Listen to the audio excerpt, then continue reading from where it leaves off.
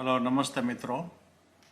આજે મારા brother doctor Abdul Gaffar dabbawala પાસેથી જાણવા મળ્યું કે અમારા મિત્ર ડૉક્ટર શશી દવે રિટાયર થાય છે. આ વાત સાંભળતા જ જામનગર મેડિકલ સ્કૂલના જૂના દિવસો યાદ આવી ગયા. અમે લોકો એક જ એનેટોમીના ટેબલ પર ડિસેક્શન કરતા. શશી હંમેશા સ્માઇલ સાથે જ વાત કરતો. એની ટેવ છે ને હજી હશે.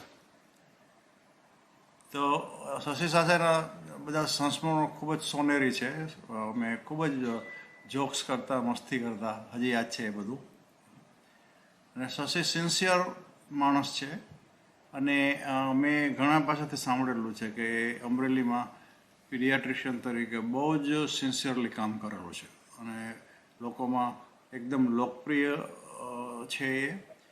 અને ખાસ કરીને ત્યાંના જુનિયર ડાક્ટર્સને એણે ખૂબ જ સહકાર આપેલો છે.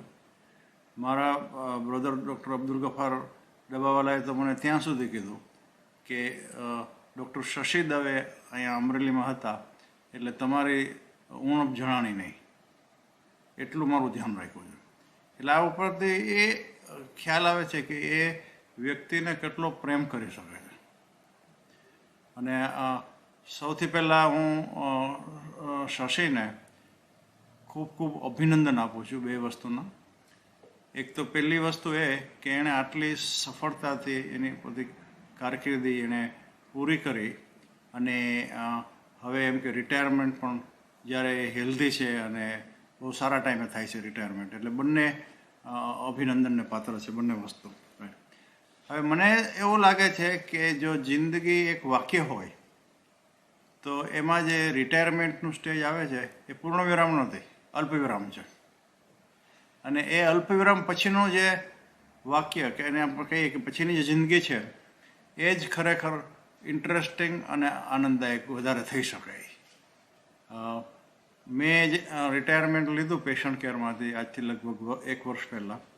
ત્યારે મને ચોક્કસ એમ કે પૈસા કમાવામાંથી મુક્તિ મળી અને સ્કેડ્યુલમાંથી મુક્તિ મળી તો એક જાતની હળવાશ મળી. પણ પછી ખાલીપો લાગે છે.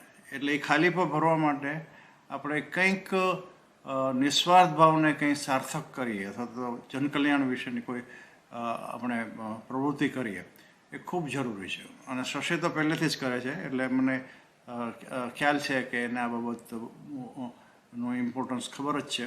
ઓકે.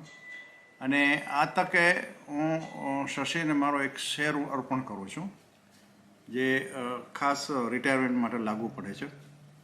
તો શેર છે શશી: પૂર્ણતાથી અંત પર આવીને ઊભો છું હવે. પૂર્ણતાથી અંત પર આવીને ઊભો છું હવે. તું ઉગારી લે મને કોઈ નવો આરંભ દઈ. ફરીથી પૂર્ણતાથી અંત પર આવીને ઊભો છું હવે. તું ઉગારી લે મને કોઈ નવો આરંભ દઈ. અને શશી, આ તકે મારે તારો આભાર માનવો જોઈએ. તે મારી બધી પ્રવૃત્તિમાં ખૂબ ખૂબ ઇન્ટરેસ્ટ લીધો છે. કવિતા હોય કે પોઝિટિવ એટીટ્યૂડની શ્રેણી હોય તે બધામાં પૂરેપૂરો રસ લઈ અને મને એમ કે કોમ્યુનિકેટ પણ કરેલ છે તને ક્યાં તને વધારે ગમ્યું એ. તો એ બદલ પણ આભાર. અને છેલ્લે ફરીથી તને સફળ કારકિર્દીના ખૂબ ખૂબ અભિનંદન. અને તારું રિટાયરમેન્ટ સાર્થક અને આનંદદાયક અને હેલ્ધી જાય એવી ખાસ શુભેચ્છા સાથે હું વિરમું છું. Thank you. હેલો શશીભાઈ, તમને મારા ખૂબ હૃદયપૂર્વકના કોંગ્રેચ્યુલેશન્સ. મને ખાસ ડૉક્ટર અબ્દુલ ગફાર ડબ્બાવાલાએ મેસેજ કરેલો કે તમે રિટાયર થઈ રહ્યા છો અને એનો આખો ઉત્સવ મનાવી શકાય.